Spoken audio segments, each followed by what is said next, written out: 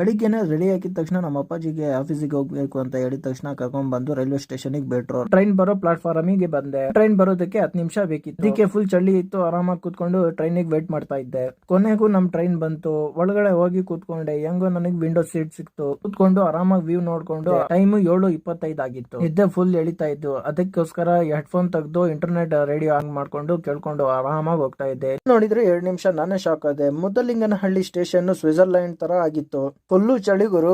ಇಲ್ಲಿ ನೋಡಿದ್ರೆ ಯಶವಂತಪುರ ಹತ್ರ ಟ್ರೈನ್ ಅರ್ಧ ಗಂಟೆ ನಿಲ್ಸಿದ್ದ. ಹೆಂಗೋ ಮಲ್ಲೇಶ್ವರಂ ಸಿಕ್ತು. ಹೆಂಗೋ ಇಳಿದ್ಬಿಟ್ಟು ಆರಾಮಾಗಿ ನಡ್ಕೊಂಡು ಹೋದೆ. ಇಲ್ಲಿಂದ ಆಫೀಸ್ಗೆ 30 ನಿಮಿಷ ಆಗುತ್ತೆ ವಾಕಬಲ್ ಡಿಸ್ಟೆನ್ಸ್. ಇಲ್ಲಿಂದ ಆಫೀಸು ಗುಟ್ಟಳ್ಳಿ ಪ್ಯಾಲೇಸ್ ಹತ್ರ ಇರೋದು. ಇಲ್ಲಿ ನೋಡಿದ್ರೆ ಸಂಪಿಗೆ ರೋಡ್ ಅಲ್ಲಿ ಫುಲ್ ಟ್ರಾಫಿಕ್. ಹೆಂಗೋ ಆರಾಮಾಗಿ ಆಫೀಸಿಗೆ ಬಂದೆ. ಬಂದಿದ ತಕ್ಷಣ ಸೈನ್ ಆಗ್ಬಿಟ್ಟು ಲಾಗಿನ್ ಆಗ್ಬಿಟ್ಟು ನಮ್ಮಮ್ಮ ಆರಾಮಾಗಿ ಚಿತ್ರಾನ್ನ ಕೊಟ್ಟಿದ್ರು. ತಿಂಡಿ ತಿನ್ಕೊಂಡು ಆರಾಮಾಗಿ ಕೆಳಗಡೆ ಹೋಗಿ ಕೆಲಸ ಮಾಡ್ಕೊಂಡು ಕೂತಿದ್ದೆ. ಕೆಲಸ ಮಾಡ್ತಾ ಮಾಡ್ತಾ ಟೈಮಿಗೆ 2:30ವರೆಗೂ ಕೆಲಸ ಮಾಡ್ಬಿಟ್ಟು ಮೇಲ್ಗಡೆ ಹೋಗಿ ಮತ್ತೆ ಲಂಚ್ ಬಾಕ್ಸ್ ತೆಗೆದು ನೋಡಿದ್ರೆ ಬಿರಿಯಾನಿ ಕಟ್ಕೊಟ್ಟಿದ್ರು. ಆರಾಮಾಗಿ ಬಿರಿಯಾನಿ ತಿಂದು ಮತ್ತೆ ಕೆಳಗಡೆ ಬಂದು ಕೆಲಸ ಮಾಡ್ತಾ ಇದ್ದೆ.